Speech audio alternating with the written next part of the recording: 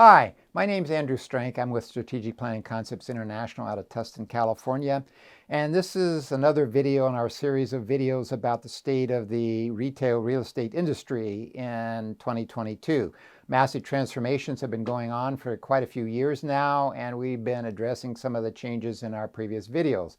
In this particular video, I want to make a sort of an exception to what we've been talking about and talk about attending conferences. Having just come back from the NAIOP in Chicago a few weeks ago and the ULI in Dallas, I'd like to share some tips with you that I've learned from a couple of decades of attending conferences. So yeah, I've been to a few, quite a few in fact. And what have I learned? Well, I think I've learned a lot of things that might be of value to some of you that maybe are either new to the industry or you're going to conferences and maybe you don't feel like you're getting quite as much out of your investment and your registration fees as you could be. So here's some tips that we found to be very, very useful, and maybe they'll work for you. One, always wear really, really comfortable shoes. This may seem to be very, very simple, but you're going to find yourself doing a lot of walking. Walking around some of these convention centers, you can end up doing a couple of miles a day. Some of them are pretty large, and you're going sometimes up and down stairways because the escalators are too full, or you're running to catch elevators. You're going to do a lot of walking, so you got to be comfortable. Always sit in the front row. That's sort of our second recommendation here. This might sound a little bit strange to a lot of people. Why would I want to do that? Well, there's a couple reasons you want to do this. One, you're going to be a lot closer to the speakers and the panels in case there's a failure in their audio system or their microphone. You're still going to be able to hear what they're saying. Also, you can also read everything on their PowerPoints because you're going to be a lot closer to the screens at the front of the room. And too many people these days put too many numbers and too many words on their slides. And when you go to look at the screen, you often, if you're in the middle of the room or the back of the room, you can't even read the slide because there's so many words and numbers on it. So if you're in the front of the room, you're going to be able to see and read what they've got. Another tip here, before you start listening to a keynote speaker, a session, a panel, it's called what we say, get in the zone. I'm kind of borrowing something from AutoZone here. Get in the zone. What do I mean by getting in the zone?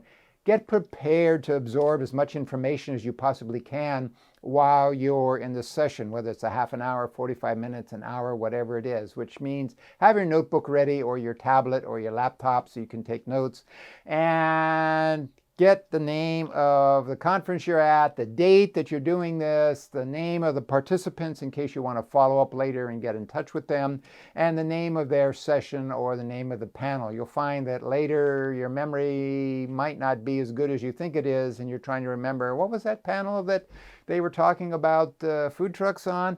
But now you'll have it.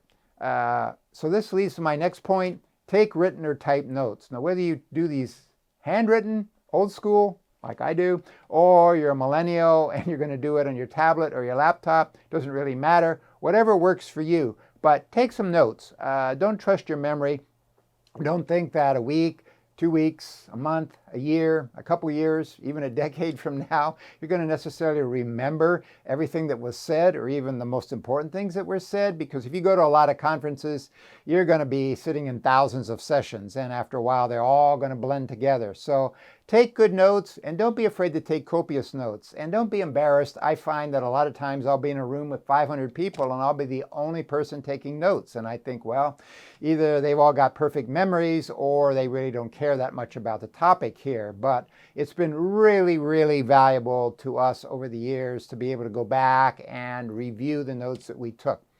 It will help your brain remember if you write this all down, because you're engaging more of your senses. You're not just passively sitting there. You're being forced to be actually more active now and take a role and participate in what's going on, and not just taking up space in a chair. The presentation, yes, they often say these are available afterwards. Just copy down this website number, address, and we'll send it to you, or give us your business card and we'll email it to you. But I'll tell you, I've been to a lot of conferences, and 85% of the time this doesn't happen. And if it does happen, it often is very slow. It takes weeks or months, and you're trying to maybe get copies of some slides or a really pithy quote that a speaker had to say, and you're waiting and waiting, and the staff at the organization either can't find it, or they send you the wrong one, or it's an abbreviated version. But most often nothing happens. So if you got your own notes, you're not reliant on other people. So control what you can control. You can control whether you take notes. You can control whether they're available to you. You can't control whether somebody is going to send you something by email or post something on the internet. Take a camera. This might sound a little counterintuitive. Hey, I've got my cell phone. Why do I need to take a camera? Well, for the simple reason that if you got a camera, you're gonna need generally two hands to take a photo here. You can't be taking notes at the same time you're taking a photo.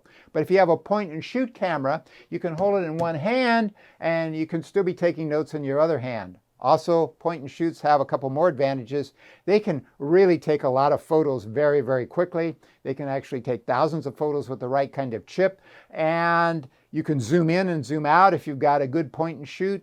These things require a lot more manipulation with both hands if you don't have one of these, and you're not going to be able to take notes if you're fumbling around with your camera trying to take a photo of the screen. So it's a lot easier. Take a point and shoot. Boom, boom, boom, boom, boom. You can fire off those photos really, really quickly and not interrupt the flow of information you're trying to take in.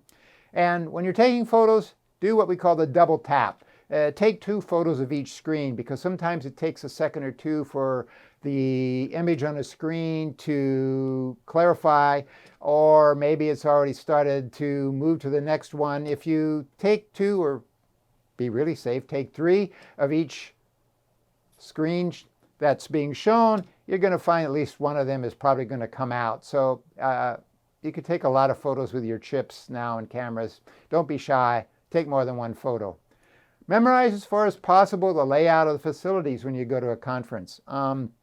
Again, like wearing comfortable clothing and comfortable shoes, this might sound very intuitive, but a lot of conferences are held in venues that actually are not very user-friendly. They have very, very complicated layouts. The signage is often horrible. A lot of times the signage is there, but it's so small that unless you're standing right next to it, you can't even possibly read it. So map out the course of which sessions or panels and which rooms you're going to go to, which receptions, where the lunches are, other events that are going on, and know this in advance. Know where the elevators are. Know where the escalators are. Know where the stairways are if the escalators are out of service, or the elevators, there's a huge long line waiting to use them. You can always use the stairways to go up or down. Know where the restrooms are. You're going to have a bathroom break sooner or later.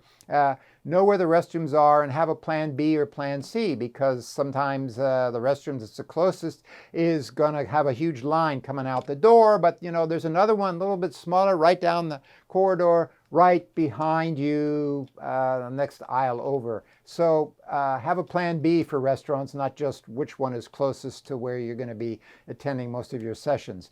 And coffee stations, food stations, water fountains, you kind of want to know where these are too. Most conferences today will have tours.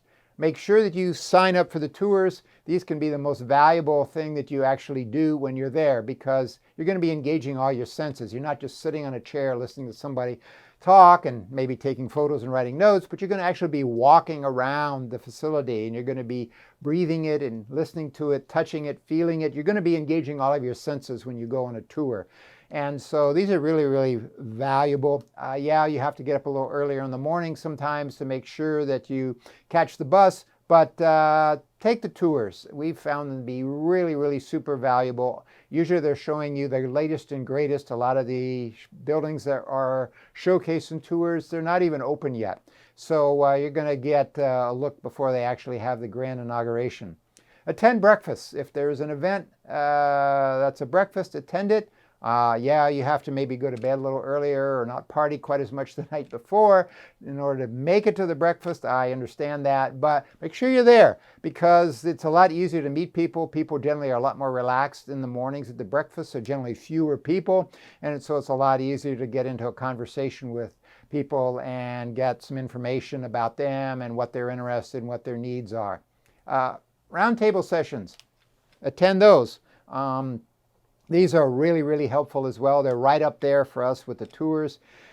These are more intimate discussions, usually 8 to 10 people at a table.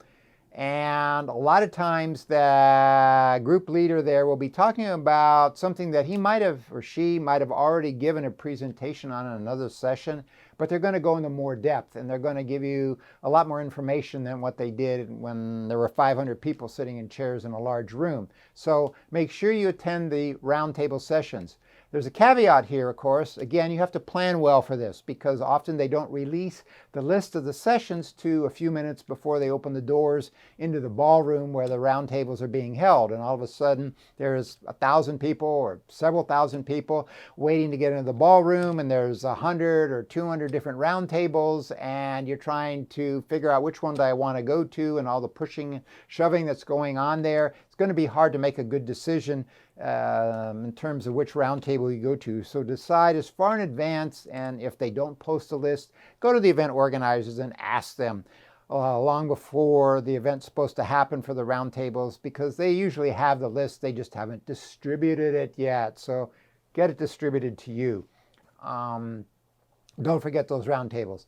Download the app. I'd like to say that roundtables are always posted on the app. That's not always the case, but a lot of these professional organizations that put on events, the NAIOP, the ICSC, the ULI, their apps are getting better from year to year, so maybe in the future they'll actually get around to having the roundtables in the apps. But forget the roundtables for a moment. Download the app. It's going to give you a lot of information about the agenda and who the speakers are, last minute changes. It's also going to give you a list of all the people who are attending the event with emails and ways to contact them, telephone numbers, addresses, companies they work for. So if you're not able to talk to somebody after a session or a panel, you can go to the list of attendees and then send them an email and arrange for some kind of Zoom call later, maybe when you get back to your home office. Do these things and you'll find, I think, that you'll get a lot more out of your conference visit. It'll be a lot more worthwhile, a lot more rewarding, and you'll get a better return on your investment, because attending these conferences is not cheap.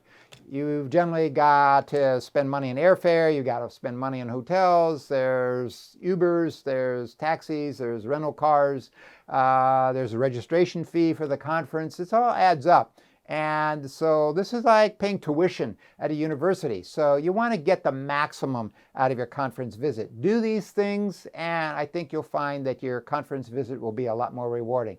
Thanks a lot, and we'll see you in our next video.